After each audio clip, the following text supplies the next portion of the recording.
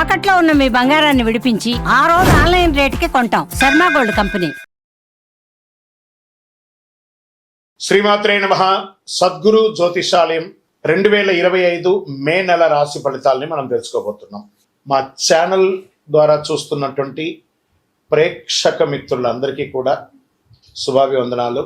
మా ఛానల్స్ బాగా చూస్తున్నారు, ధన్యవాదాలు. కానీ సబ్స్క్రైబర్స్ అనేవాళ్ళు కొంచెం తక్కువగా ఉన్నారు. కొంచెం సబ్స్క్రైబ్ చేయండి.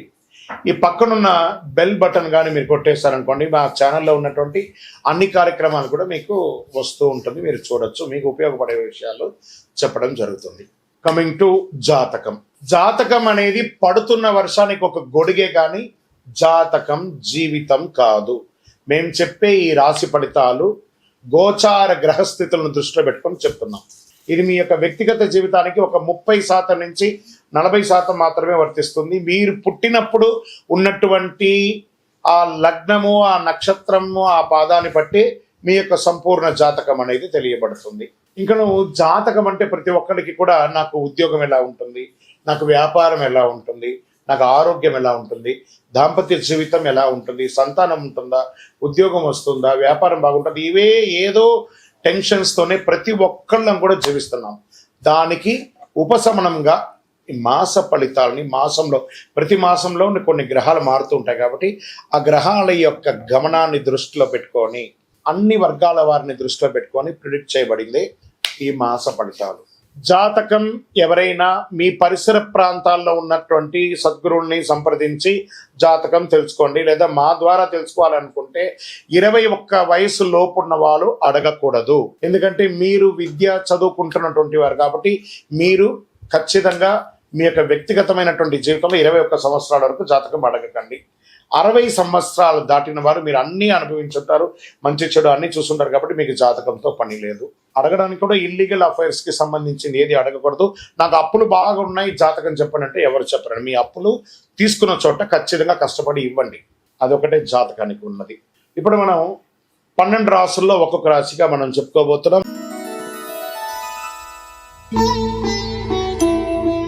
జ్యోతిష్ శాస్త్రరీత్యా ద్వాదశ రాశుల్లో ముందుగా మొదటి రాశి అశ్విని నక్షత్రం 1, 2, 3, 4 పాదములు, భరణి నక్షత్రం 1, 2, 3, 4 పాదములు, కృతికా నక్షత్రం మొదటి పాదంకి సంబంధించిన వారు మేషరాశి వారు.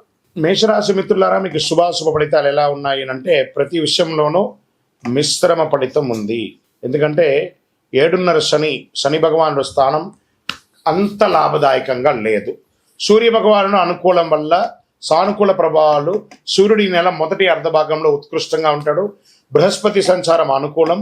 శుక్రుడు నెలాఖరు వరకు ఉచ్చ స్థితిలో ఉంటాడు.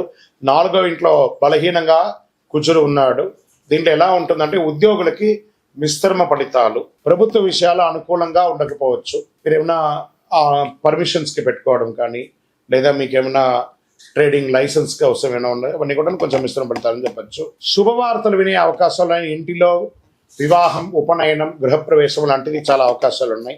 భార్య భర్తల మధ్య చిన్న సఖ్యత లోపం ఒకటి ఉంటుంది, సర్దుకొని పోవాలి. వివాహ ఆటంకాలు తొలగి వివాహం అవుతుంది. సోదర సోదరీమణులతో ఏదైనా పరిష్కారం ఉంటే అది పరిష్కారం చేసుకోండి. ఇల్లు మరియు వాహన నిర్వహణ ఖర్చులు చాలా పెరుగుతాయి. మీ యొక్క వ్యక్తిగత శత్రువులు ఈ నెల చివరిలో మీకు అంతరాయం కలిగించే అవకాశాలు ఉన్నాయి, జాగ్రత్త పడండి. వ్యాపారం, అమ్మకాలంతా కూడా అంతంత మాత్రమే చెప్పచ్చు, గొప్పగా ఉంటుందని కూడా చెప్పవచ్చు. కాస్త ప్రతిచర్య కూడా ఉంటుంది. తోటి వ్యాపారాల ద్వారా పరోక్ష అవాంతరాలు కూడా ఉన్నప్పటికీ జాగ్రత్త పడండి. మహిళలు కుటుంబాన్ని నిర్వహించే వాళ్ళకి చిన్న సమస్యలు ఉంటుంది. ఐటీ రంగం వారికి బాగా స్ట్రెస్ ఉంటుందని కూడా చెప్పచ్చు. విద్యార్థులు చాలా శ్రమపడాలి. విదేశీయ విద్య, వీసా, H1B వీసాలు ఇలాంటివన్నీ ఉంటుంది కదా, ఇవన్నీ ఉన్నత విద్య కోసం వెళ్ళాలనుకున్న వాళ్ళకి, ఉన్నత విద్య అభ్యసించాలనుకున్న వాళ్ళకి కాస్త మిశ్రమం చెప్పచ్చు. ఆరోగ్యం, వాతావరణ మార్పిడి వల్ల ఆరోగ్యం హెచ్చుతగ్గులుగా అయ్యే అవకాశం ఉన్నాయి. వేడిగాలులు, చలి మరియు జ్వరం ప్రభావాలు, బలహీనత ఏర్పడచ్చు. గుండె లేదా ఛాతీ సమస్యలు ఉన్నవారు ఈ నెల జాగ్రత్తగా ఉండాలి. డాక్టర్ దగ్గరికి వెళ్ళి ఒకసారి మాస్టర్ చెకప్ చేసుకోండి. రక్త సంబంధిత సమస్యలు తలెత్తే అవకాశాలు ఉన్నాయి. రాజకీయ నాయకులు ఎంత వీలుంటే అంత సైలెంట్గా ఉండండి. మిశ్రమం, తస్మాత్ జాగ్రత్త రాజకీయ నాయకులారా. ఇది షేర్ మార్కెట్ అసలు ముట్టుకోకుండా ఉంటే ఇంకా మంచిదని చెప్పచ్చు.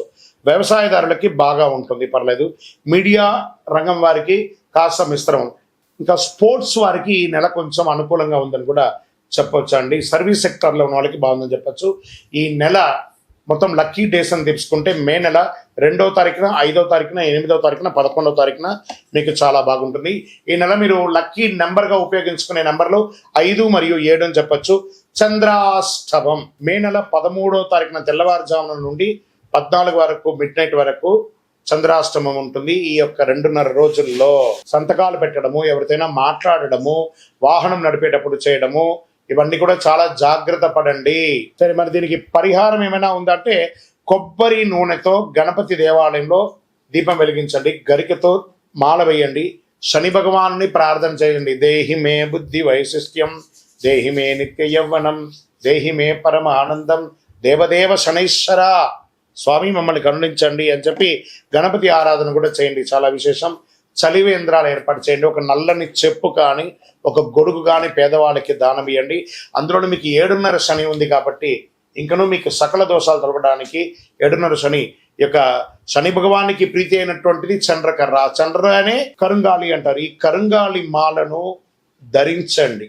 సంపూర్ణమైనటువంటి ఆరోగ్యం, ఐశ్వర్యం, గ్రహదోషం అన్ని కూడా తొలగి ఆనందంగా ఉంటారు.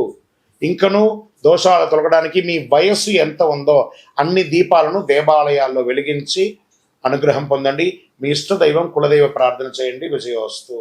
12 రాసుల్లో ఉన్నటువంటి మిత్రులారా, మీరందరూ కూడాను ఆయురారోగ్య, ఐశ్వర్య, భోగభాగ్యాలతో ఉండాలని అఖిలాండ కోటి బ్రహ్మాండ నాయకుడు శ్రీ ధర్మశాస్త్ర అయ్యప్ప స్వామి వారిని 18 అవతారాలుగా కొలువైనటువంటి స్వామివారు జీవలింగేశ్వర స్వామి సన్నిధానం జీవకోణ తిరుపతిలో ఉన్నటువంటి బ్రహ్మశ్రీ డాక్టర్ చంద్రమౌళి గురుస్వామి గారు నిర్మించిన దేవాలయంలో మీకోసం ప్రార్థన చేస్తాం. మీరు క్షేమంగా ఉంటారు. తిరుపతికి వచ్చినప్పుడు మన దేవాలయాన్ని తప్పకుండా దర్శనం చేసుకోండి. రైల్వే స్టేషన్ నుండి, బస్టాండ్ నుండి 3 కిలోమీటర్ల దూరంలో ఉంటుంది. విజయోస్తు.